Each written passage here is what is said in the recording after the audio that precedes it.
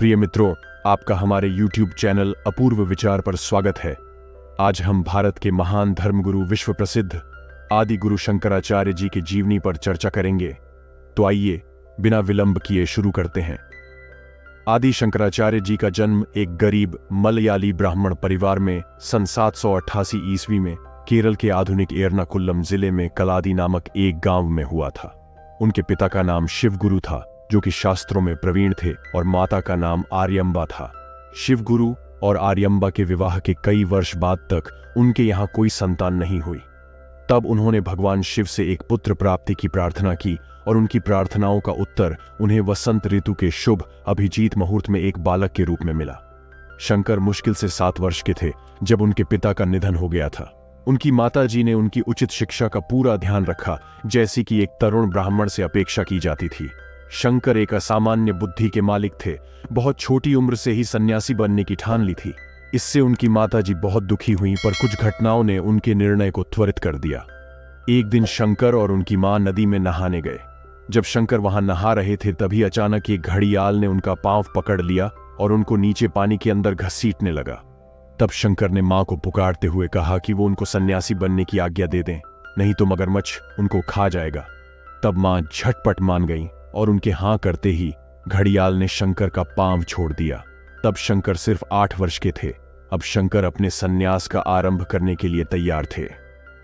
उन्होंने अपनी मां की जिम्मेदारी रिश्तेदारों को यह आश्वासन देते हुए सौंप दी कि वो उनकी मृत्यु शैया पर उनकी देखभाल जरूर करेंगे और उनके अंतिम संस्कार भी अपने हाथों से करेंगे। फिर वह एक गुरु की तलाश में निकल पड़े। शंकर हिमालय पर्वतों के बीच बद्रीनाथ के पास एक आश्रम में आचार्य गोविंदपाद से मिले, जो कि उनके भावी गुरु थे। जब गोविंद ने शंकर से पूछा कि वह कौन है, तो उन्होंने उत्तर दिया कि न तो वो अग्नि, न वायु, न पृथ्वी और न ही पानी है, बल्कि हर नाम और हर रूप के अंदर की अमर आत्मा है। बाद में उन्होंने अपना पता बताया। स्वामी गोविंदपाद ने उस युवा आकांक्षी से प्रसन्न होकर उनको दीक्षा देकर सन्यासी बना दिया।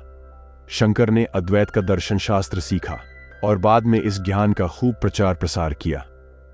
इसके बाद वो काशी यानी वाराणसी चले गए, जहां पर उन्होंने भगवद गीता, ब्रह्मसूत्र और उपनिषदों के ऊपर टिप्पणियां लिखी। जब शंकर काशी में वास कर रहे थे, तो कहा जाता है कि उनका सामना एक चांडाल जाति से निकाला हुआ व्यक्ति से हुआ यूं कि एक दिन जब शंकर अपने शिष्यों के साथ एक संकरी गली से निकल रहे थे, तो अचानक उन्होंने एक चांडाल को अपने सामने पाया। उन दिनों के प्रचलन के हिसाब से एक चांडाल का ब्राह्मण से सामना होने पर चांडाल को एक किनारे होकर ब्राह्मण को रास्ता देना होता था, ताकि ब्राह्मण उसकी बुरी छाया से दूषित न हो जाए। शंकर ने चांडाल को एक तरफ सरक जाने को कहा। तभी उनको अचंभित करते हुए उस व्यक्ति ने उनको डांटते हुए कहा, अरे भले ब्राह्मण, तुम होते कौन हो मुझे किनारे हटने को कहने वाले? ये तुम्हारा बलवान शरीर जो भोजन से बना हुआ है, अपने आप हिल नहीं सकता, तो शुद्ध अनंत चैतन्य जिसका मैं बना हुआ हूं, मैं भी तुम्हारे कहने से हिल नहीं सकता। तुम किसको रास्ता साफ करने के लिए कह रहे हो और किसके लिए? यकायक शंकर को अपनी भूल का एहसास हुआ और वो चंडाल के सामने दंडवत हो गए। कहा जाता है कि असल में भगवान शिव चांडाल का रूप धारण करके आए थे, जिनको शंकर ने बाद में पहचान लिया। उनका विजयी देशाटन पूर्ण होने के बाद अंततः शंकर को सर्वजन पीठ सीट ऑफ ओमनिशियंस का नेतृत्व सौंप दिया गया। शंकर ने ध्यान के प्राधिकारियों के आगे अपने तर्क रखे और अपने विचारों और खंडनों से उन्होंने प्राधिकारियों को आसानी से पराजित कर दिया। अपनी यात्रा के दौरान शंकर महिष्मती गए, जहां उनका सामना महिष्मती के दरबार के मुख्य पंडित मंडन मिश्र से हुआ। मंडन मिश्र सन्यासियों से सख्त नफरत करते थे। शंकर ने मंडन को एक वाद विवाद की चुनौती दी, जिसमें कि मंडन की विद्वतापूर्ण पत्नी भारती निर्णायक बनी। यह पूर्व तय कर लिया गया था कि अगर शंकर पराजित होंगे तो विवाह करके एक गृहस्थ का जीवन अपना लेंगे, और अगर मंडन पराजित होते हैं तो वह सन्यासी का रूप अपना लेंगे। उनके बीच में वाद विवाद बहुत दिनों तक चलता रहा और आखिर में शंकर विजयी घोषित किए गए। कहा जाता है कि असल में मंडन की पत्नी भारतीय विद्या की देवी सरस्वती का अवतार थीं। मंडन मिश्र, जैसा कि पूर्वतः तय हुआ था, शंकर से दीक्षा प्राप्त करके सन्यासी हो गए और उनका नाम सुरेश्वर रखा गया।